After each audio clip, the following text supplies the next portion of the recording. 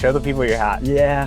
Yeah, right, yeah, fuck that thing. Awesome. That's great, dude. Working for Congress. Tell us about that. Like, what does that teach you? I feel like it's a very good communicator. You have to be high EQ as well to kind of do this task, but also a grinder. Are there any, parallels that you can pull from that kind of apply to your job today? Replace the human speaking with an AI, or what do you do with all that data? Yes, we are using some experimental features like AI dispatch, where it can start as simple as setting a reminder or a timer. It's like, I need to do this 2 days from now, and you can just speak that into the radio. Okay. And then 2 days from now, when you're back standing in front of that same machine or on that same floor, the construction site, the radio can know based on the radio chatter that Oliver Giram is back, and they can give them a proactive reminder.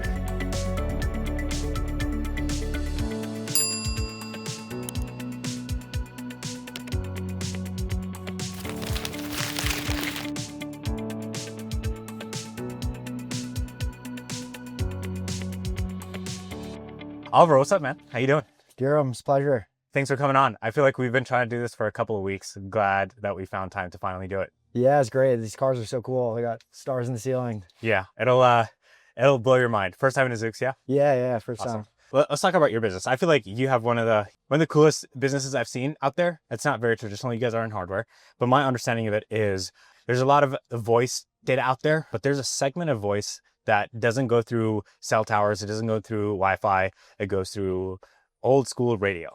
And businesses that use radios are very critical, right? We're talking hospitals, we're talking data centers, maybe there's police and military in there, and they don't get access to any of the AI tooling that everyone else benefits from because all their data is in this like disconnected channel of radio. Why don't you tell us more what your business does and what insights you had to even start this to begin with? Yeah, totally. I would even expand it a little bit further and look at the entire global workforce, right? There's about 1 billion people in the world that sit at a desk and do knowledge work and type at a computer. But there's a larger, roughly 80% of the workforce, 2.7 billion people, don't sit at a desk. They work with their hands and they communicate with their voice.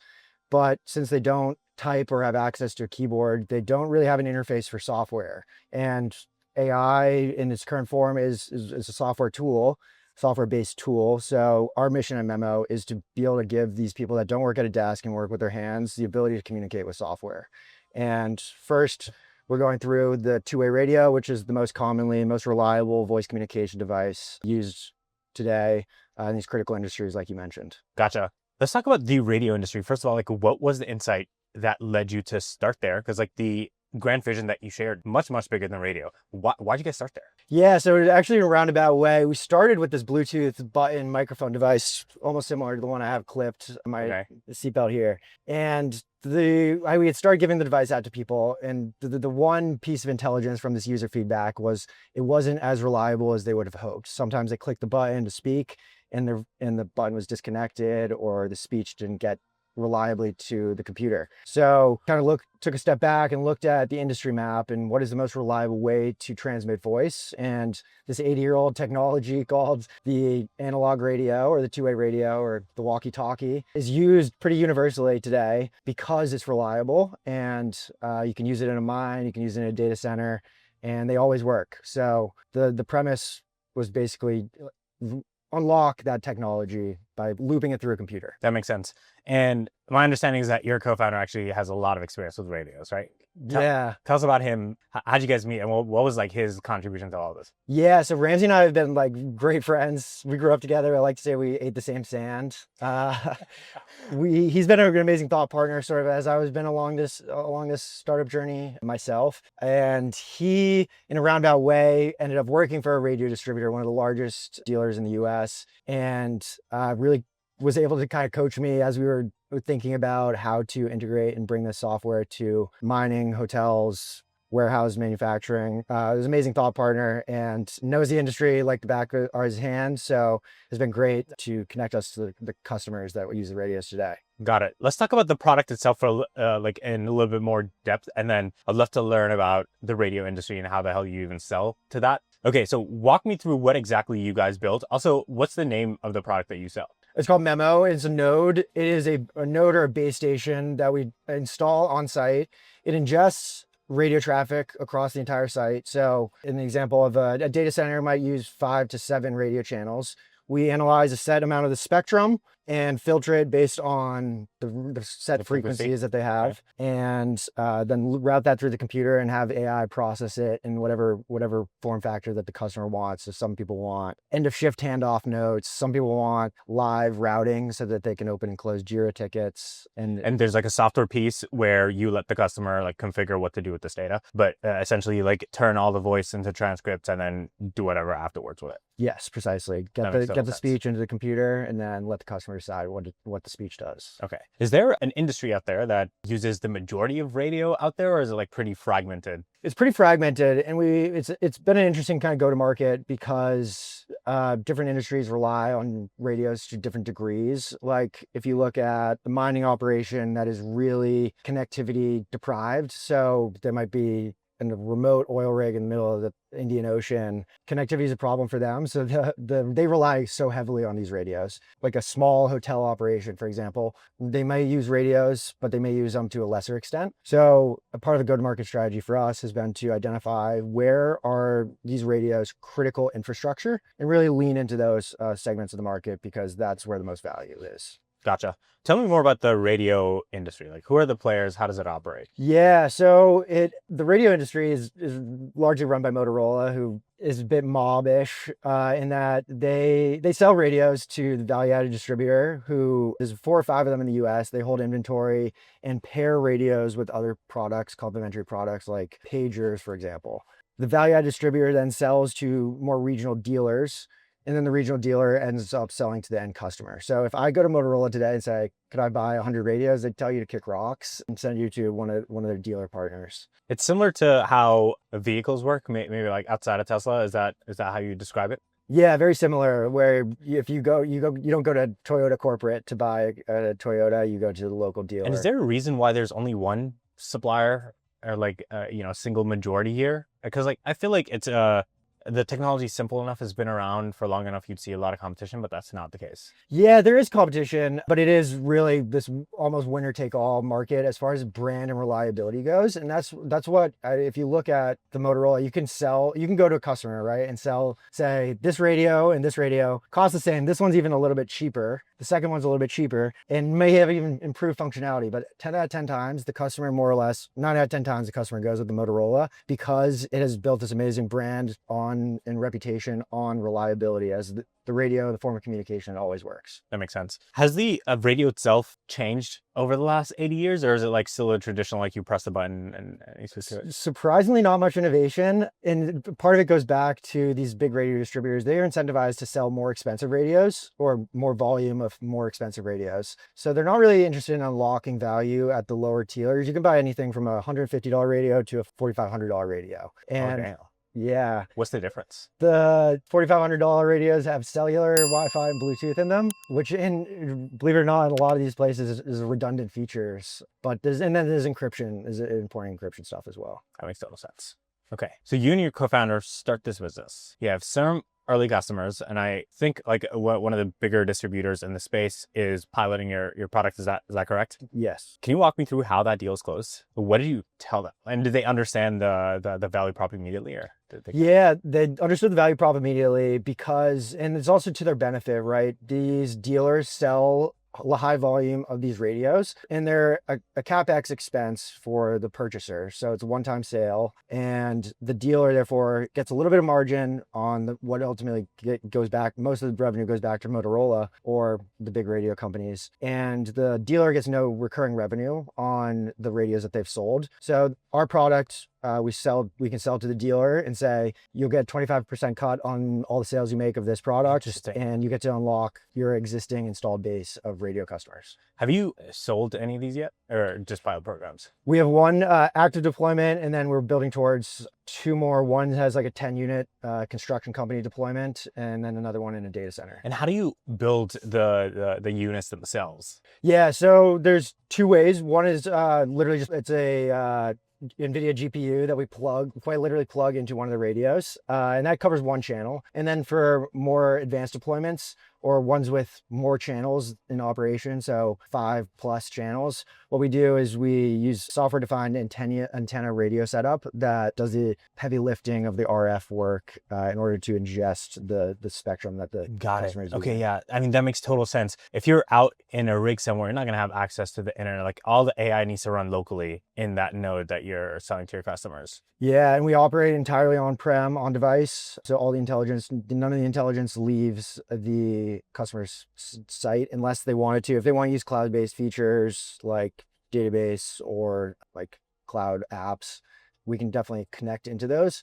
But our core thesis is that the intelligence needs to be as reliable as the means of communication. Got it. So that means no downtime is acceptable when it's critical. That makes sense. When you're fundraising or when you're trying to recruit, how much of your story is this kind of voice data is nowhere, and we're going to have proprietary access to this data, keep it, train voice models on it, so on and so forth. Does that come into play at all, especially like nowadays, or is it mostly focused on like the SaaS and the sell of the product itself? It is in terms of the long-term value of the business, because at the end of the day, we're going to have one of the largest corpuses of voice data in the highest stakes, most critical environments, which 5 years from now will be incredibly valuable. And radios themselves have some nuances to, they're a little bit staticky sometimes, and there's environmental variables. There might be metal banging around. And we use some interesting machine learning techniques to be able to strip that out and really get pure, clear voice, which I think at the end of the day is going to be amazing in delivering, using that data to then deliver a better end product to the customers themselves. What can you do with this? Like, is there a world where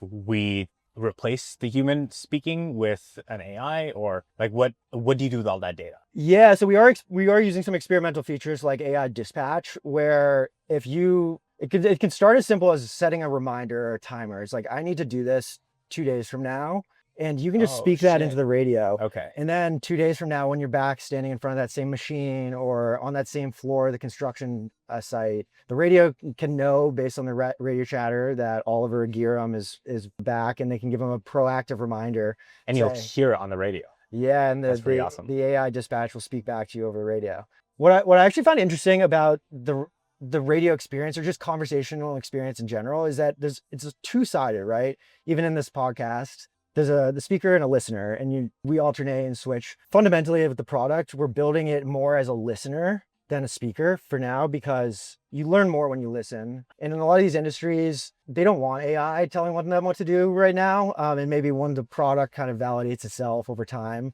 we'll see more of that. But for now, we're really focused on like listening rather than speaking. That makes total sense. Let's talk about you. I feel like, and we were talking about this earlier, but when you're in Silicon Valley, you're building a business, there's like a mold that a founder comes in, right? It's like you went to one of these big technical schools probably, and then you either worked in big tech or you went straight to startups. You have some experience in the startup world. That's kind of like a lot of our friends are in this bucket, but you are like, very left field and very unique. Tell us about your story. Where'd you start? And what was the windy road that got you here? Yeah, so 6 years ago, I was digging clams with an anthropology degree. So it feels pretty surreal to be building a hardware company in Silicon Valley today. My first job after the clam digging was I was working for this guy who was running for president, and he was my hometown congressman. He liked that I had mud under my fingernails from the clam digging, so he hired me as his EA. And I worked for him for 2 years. There was amazing service work working for this member of Congress. We passed the 988 mental health hotline. We evacuated over 200 families from Afghanistan. We funded high-speed rail, which I'm a huge proponent of. And I really loved this service work. And I thought I had the best job on Capitol Hill, so I didn't want to go into another office or get a promotion in the office. So I tried to find service elsewhere, and I thought military service was commendable. So I tried to join the US Marine Corps, but they disqualified me in the process for this eye condition called keratoconus. My eyes are fine, but it put this bug in my brain. If I were to go blind, I would need to use a computer. And how do you use a computer if you can't see a keyboard or a screen? It made sense to speak to it. And then ChatGPT came out. It was just like, holy shit moment, right? The computer now speaks our language. We've been sitting and typing for the past 100 years because that was like the means of input that we were required to use with the computer. But our most fundamental tool as humans is our voice and our hands. And we use neither of them. Our hands are busy and our voice is silent when we're typing. So that's the longer term mission of the company is to eradicate typing to some extent. First, providing a voice tool for people that can't type. And yeah, it's been a journey. Yeah, that makes sense. Show the people your hat. Yeah. Yeah, fuck typing. Awesome. That's great, dude. Working for Congressman, running for president. Mm-hmm. Tell us about that. Like, what does that teach you? I feel like it's you need to be a good communicator. I imagine you have to be high EQ as well to kind of do this task, but also a grinder. Are there any, parallels that you can pull from that kind of apply to your job today? Yeah, I would say this member specifically was like an amazing mentor to me as well. And he had this amazing leadership style, but also a very values driven approach to how do you set a big mission and stay singularly focused on that while the world of politics kind of whirls around you, right? And there's a lot of chatter and there's discourse from both sides of the aisle on like different things. And every day you're dealing with a different issue, right? Anything from healthcare to transportation and national security. But really being able to set this like core objective and stay laser focused on like providing for constituents, I think has trickled into my approach as far as building a startup. And then being nimble on your feet is important as well. Like it could be anything from talking to investors, to onboarding customers, to dealing with some engineering stuff. So that sort of generalist approach where keep an open mind because you never know what might happen has served me well, I think, in the startup journey. That makes total sense. And then the whole military thing, what in your life kind of like led you to even want to apply there? And were there a lot of people that you looked up to that want to join the military? Like, where did it come from? Yeah, so this member of Congress had served in the Marines and he was definitely an inspiration to me. And through him, I'd met a bunch of other Marine Corps veterans and they seemed like an amazing group of guys who had learned a lot from their journey, doing a really hard thing for the service of a bigger purpose. And that was inspiring to me. I was really interested in national security and foreign policy. So I sort of saw myself going into the government and working that angle, longer term career. And well, I suppose one door closes, another door opens, and we found ourselves in this self-driving car in San Francisco today. And I had no regrets, but it's an alternative path in my life. I could be in Iran right now. Yeah, makes total sense. You know, one thing that I found jarring, I didn't grow up in the US, but I grew up in Ethiopia, very patriotic country. I think when you come here, especially places like San Francisco, a lot of people hate the military. Is this like the kind of vibe that you're getting? Also, does that make sense in your head? Like how can like citizens hate their own military? I find it a little bit difficult to reckon with that, actually. I'm extremely liberal myself, like some moderate on some things, but generally like consider myself very liberal. So it has been this sort of identity tug and pull where military gets bucketed into more conservative circles sometimes. But yeah, I'm so proud to be an American. I think despite our many flaws, this is a country that's built on freedom and democracy, and there's a lot of work to be done, but at the same time not. There's nowhere else I'd rather be a citizen of. Yeah, makes total sense. I feel like this is a great spot to end the podcast. We have about 2 minutes left on the clock. This was great. Kiram, it was a pleasure. Awesome. It was such a cool podcast environment. Fantastic.